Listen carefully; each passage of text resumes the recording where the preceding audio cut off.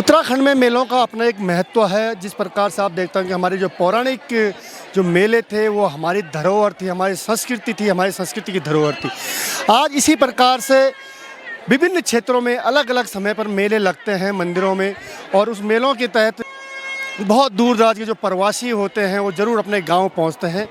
और इस समय मैं हूं पौड़ी के मुंडेश्वर क्षेत्र में, जो कि 3 पट्टियों का यहाँ पर एक मंदिर है, खैरालिंग महादेव मंदिर, जहाँ असवाल सिंह, पटवाल सिंह, मनियार सिंह तीनों पत्ती के ऐतिहासिक मेला यहाँ पर लगाया जाता था। और पहले इस जो मेले की जो विशेषता थी ये इस प्रकार थी कि यहाँ पे बहुत सारे जो नर भैंसे काटे जाते थे और बकरियों की बलि यहाँ पर दी जाती थी।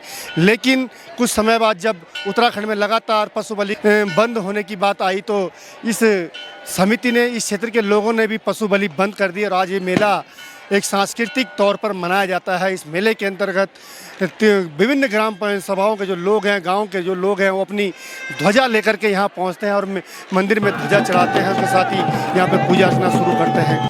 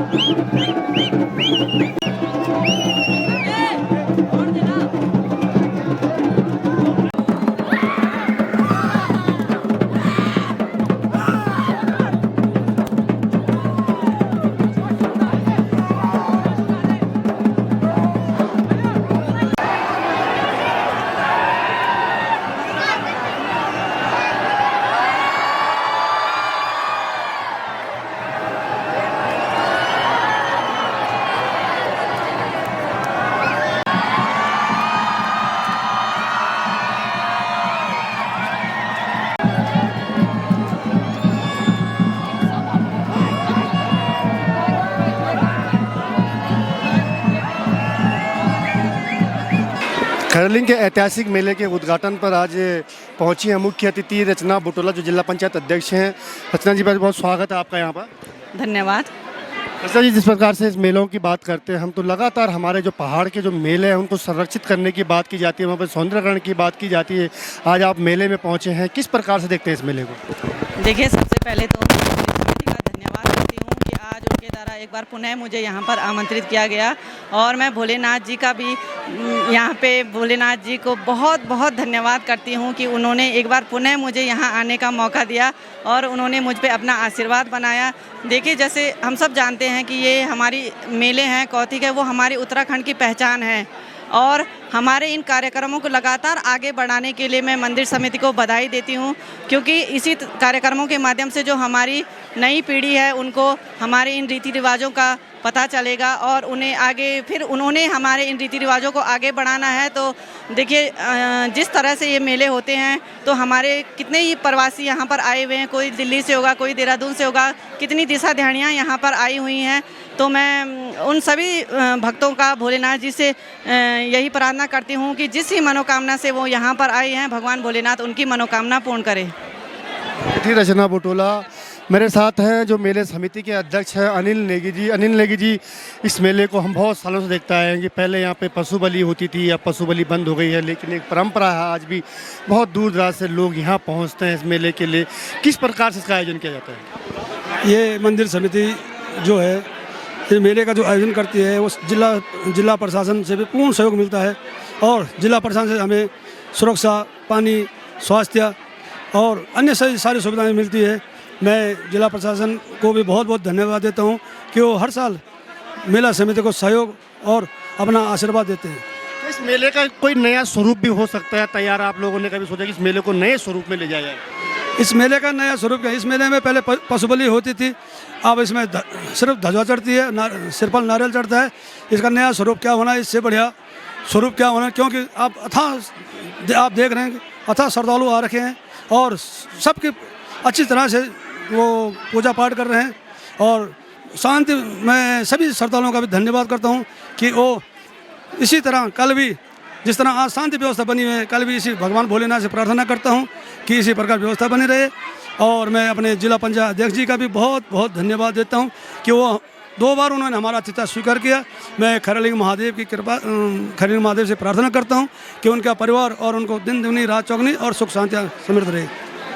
बिल्कुल सही बात है कि इस प्रकार से लोगों का एक बड़ा पौराणिक ये मेला था। इस मेले को संरक्षण और सहयोग करने की बात है वो होनी चाहिए। और आज निश्चित बात है कि 2 दिन का जो दिवसीय मेला है, बहुत भव्य मेला यहाँ पर मनाया जाता है। इसके लिए जितने भी श्रद्धालु आए यहाँ पर आए हैं, भगवान की मनोकामनाएं पूर्ण करें। आप देख सकते हैं कि किस प्रकार से पूरे क्षेत्र में जो मेला लगा हुआ है, मेले में विभिन्न क्षेत्रों से लोग आते हैं। और ये मेलों का महत्व ये था कि पहले लोग, गाँव के लोग मिल नहीं पाते, दूर संचार का व्यवस्था नहीं थी, दूर संचार से बात नहीं हो पाती थी। आज तो डिजिटल युग आ गया है। और उस समय मेलों में जो अपनी बहनें ससुराल से, कोई मायके से मिलने आता था, और तो अभी मेला एक संगम होता था कि इस मेले में उनका संगम होता था। दुकानें नहीं होती थी, विभिन्न प्रकार के पकवान घरों में नहीं मिलते थे, गरीबी थी, सब बाजार नहीं थे। तो इस मेले में इस प्रकार से देखा, आप आज भी लोग उस चीज़ का लुत्फ़ उठाते हैं कि विभिन्न पकवानों का यहाँ पे मज़ा लेते हैं। किस प्रकार से आप देख रहे होंगे, कोई जो ध्यान अपने मिलने वाले हैं, कोई जानने वाले हैं, उनको समलौन के तौर पर कुछ ना कुछ खरीद कर मेलों से दिया जाता था। और तब इन मेलों की बड़ी महत्व होता था। आज डिजिटल युग आ गया है, लोग मोबाइल में मेलों को आनंद ले रहे हैं, विभिन्न जगहों से एक ही जगह बैठकर देख लेते हैं केवल सेल्फी के लिए।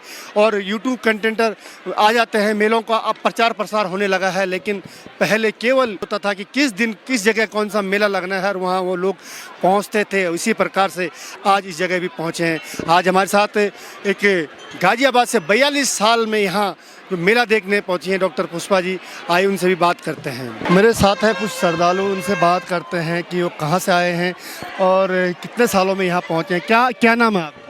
मैं doctor Pushpa Rawat, SBN group of chairperson की चेयरपर्सन और एक्स मेयर कैंडिडेट मेयर। तो हमें गाजियाबाद से हम लोग आए हैं और हमारा गांव टीर है, पट्टी असवाल से। हाँ जी। कितने सालों में आए आप? हम यहाँ पे आज 42 ईयर बाद आ रहे हैं, 42 साल बाद। जब मेरी बेटी 2.5 साल की थी हम तब आए थे।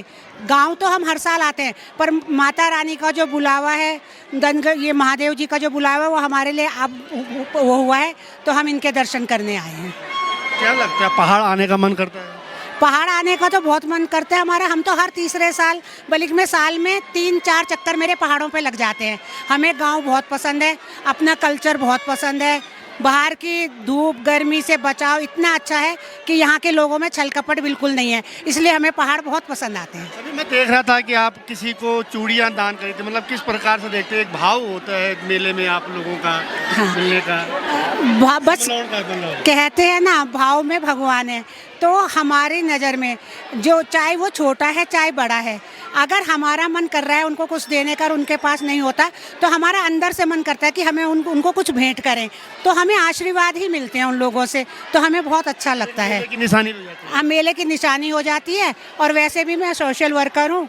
अभी हमारे दिल्ली में शादी हुई थी 7 कन्याओं की, तो हमने 7 कन्याओं का कन्यादान भी किया था। आपने सुना होगा झंडे वाला मंदिर सादरा में। तो ऐसे ही हम करते रहते हैं और हमें अंदर से अंदरूनी खुशी मिलती है। देखा साथियों, किस प्रकार से बहुत सालों में भी जब लोग मेलों की जो अपनी परंपरा है उस परंपरा को जीवित रखते हैं। और हम देखते हैं कि जो मेलों में अपने पराये जब लोग मिलते हैं, गांव के लोग मिलते हैं, तो उनको भेंट के तौर पे, एक निशानी के तौर पे कुछ ना कुछ जब भेंट किया जाता है, तो कहीं ना कहीं हमने देखा भी कि पुष्पा जी ने जिस प्रकार से बताया कि हम 42 साल में इस मेले में आए हैं और कहीं नहीं अपने से मिलने के बाद उनकी खुशी दुगनी हो जाती है। भले ये लोग बाहर रह गए हैं, लेकिन उनका मन आज भी पहाड़ों में बसता है।